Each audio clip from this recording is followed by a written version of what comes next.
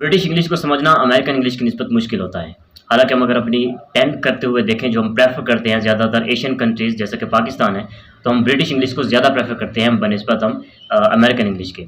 अगर मैं एक दो ऐसे लोगों के दरमियान बैठा हूँ जो एक ब्रिटिश इंग्लिश को मतलब बोलता हो और दूसरा अमेरिकन इंग्लिश एक्सेंट को बोलता हो, तो जो अमेरिकन इंग्लिश का एक्सेंट जिस बंदे ने फॉलो किया होता है, जब वो बोलेगा तो उसकी समझ मुझे बड़ी जल्दी आ जाएगी। मगर ब्रिटिश एक्सेंट के अंदर क्या होता है, बाज़ औक़ात ऐसी बातें होती हैं जो हमारी समझ से बाहर हो जाती हैं, क्योंकि ये नेचुरल टाइप लोग होते हैं और इसमें अक्सर तौर पर ऑक्सिलरी जो है ना वर्ब्स इनको खा जाते हैं। तो ये नेचुरल स्पीकर्स ऑफ इंग्लिश होते हैं ब्रिटिश के। ज़्यादा प्रोफेशनल टाइप जिसको बोला जा सकता है, ज़्यादा अट्रैक्टिव ज़ुबान है, ज़्यादा नेचुरल ज़ुबान है, वो ब्रिटिश की है, इसलिए हम सब उसको प्रेफर करते हैं, ज़्यादा खूबसूरत है। हालाँकि इसमें थोड़ी सी डिफ़िकल्टी मौजूद होती है। तो आज की जो वीडियो है इंशाल्लाह मैं आपको इस दोनों के दरमियान मवाज़ने में कुछ 4-5 फ़िक़रात इंशाल्लाह सेंटेंसेस दूँगा कि हम किसी भी बातचीत के दौरान जब कन्वर्सेशन हो रही है तो जो ब्रिटिश एक्सेंट का बंदा हो, बाज़ औक़ात हमारी कन्वर्सेशन में ऐसा क्वेश्चन कर देता है जिसकी वजह से हम ऑफ द टॉपिक चले जाते हैं, क्योंकि हमें समझ नहीं आता वो क्या कह रहे हैं। तो मैं आपको कुछ ऐसे क्वेश्चंस बताऊँगा जो हम किसी भी बातचीत के दौरान अगर कोई ब्रिटिश एक्सेंट का बंदा पूछे जो कि वियर्ड लग रहा हो हमें, तो क्या है कि हम अपनी कम बैक करके अपनी कन्वर्सेशन के अंदर दोबारा यानी आ सकते हैं उस सवाल का जवाब देकर, ताकि हमें समझ में आ जाए बात। तो इंशाल्लाह से स्टार्ट करते हैं without wasting any kind of time. आप सबसे रिक्वेस्ट करता हूं please do subscribe the channel right now and press the bell icon for the latest updates. Okay, so 3 से 4 सेंटेंसेस ऐसे बताऊंगा जो क्वेश्चंस होते हैं जो ब्रिटिश एक्सेंट के लोग बताते हैं, जैसे कि what's you about, what's you on about.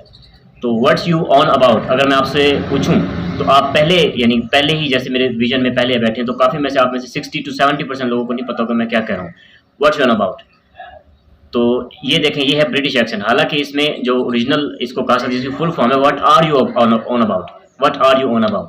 तो क्योंकि मैंने आपको पहले ही बताया कि ब्रिटिश एक्सेंट के लोग जो है ना ऑक्सिलरी को बाज़ को खा जाते हैं, तो व्हाट्स यू ऑन अबाउट वो कह देते हैं, हालांकि ये what are you on about भी होता है। तो दोनों में कोई फ़र्क नहीं है, मगर इसका मतलब ये होता है कि आप कहना क्या चाह रहे हो।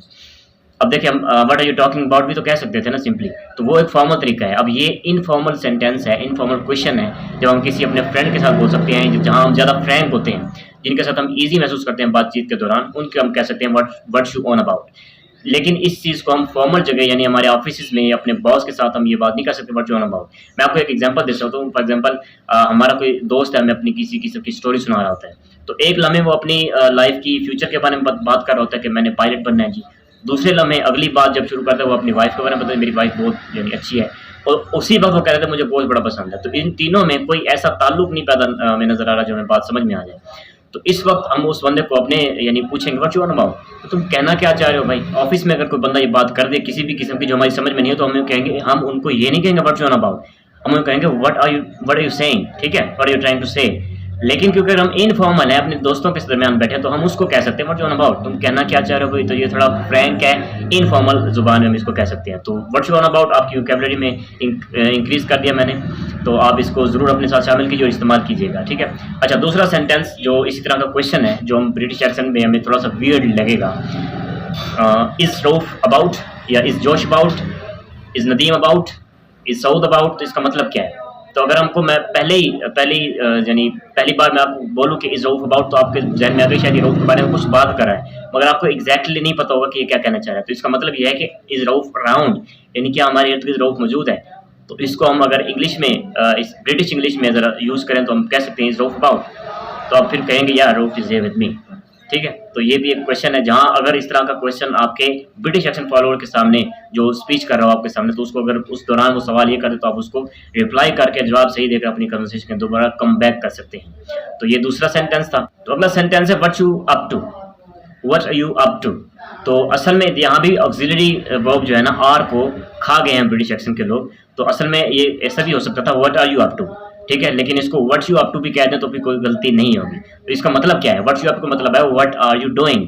अगेन मैं कह रहा हूँ कि ये दोबारा हम इनफॉर्मल जगह पर यूज़ कर रहे हैं, जहाँ फॉर्मल नहीं है। हम अपने बॉस के साथ अपनी यानी किसी ऐसी जगह जहाँ हम ज़्यादा इजी महसूस नहीं कर रहे, किसी को ज़्यादा रिस्पेक्ट करने वाले लोगों के साथ नहीं बोलेंगे, जो हमारे साथ फ्रैंक हैं, जिनके साथ हम ईजी बात करते हैं, तो उनके साथ हम ये कह सकते हैं व्हाट्स यू अप टू, तुम क्या कर रहे हो, व्हाट आर यू डूइंग। इसका मतलब ये होता है एक्चुअल में कि आप क्या कर रहे हो। तो अगला बंदा कहेगा कि मैं ये कर रहा हूँ, या आपसे किसी ने ये क्वेश्चन कर दिया व्हाट्स यू अप टू, तो आप उसके बारे में भी अपना फिर यानी जवाब दे सकेंगे, क्योंकि आपको पता होगा कि ये कहना क्या चाह रहे हैं, ठीक है। अब ये लास्ट सेंटेंस आपको बता रहा हूँ, लास्ट क्वेश्चन। अब ये क्वेश्चन में फ़र्क क्या है पहले की निस्बत कि ये हम फॉर्मल जगहों पर यूज़ कर सकते हैं। तो कौन सा सेंटेंस है, कौन सा क्वेश्चन है, shall we call it a day, shall we call it a day. तो इसका मतलब है कि क्या हमारा काम ख़त्म हो गया है, फॉर एग्जांपल आप किसी ऑफिस में काम करते हो और आपका बॉस काम खत्म हो गया या आपसे कोई सीनियर बंदा है जो मजीद आपको ऐसे ही यानी काम पे लगाए फिर रहा है या अब टाइम ज़्यादा चल रहा है, हालांकि आपका टाइम हो चुका होता है, तो आप उनको आप पोलाइटली कहना चाहते हैं कि मेरा ख्याल है हमारा टाइम खत्म हो गया तो हम छुट्टी पे जाते हैं, छुट्टी कर लेते हैं, तो कह सकते हैं shall we call it a day. तो फिर वो पोलाइटली लेगा और उस बंदे को आपको मतलब कहेगा ठीक है आप जा सकते हैं, नाउ फिनिश्ड एवरीथिंग।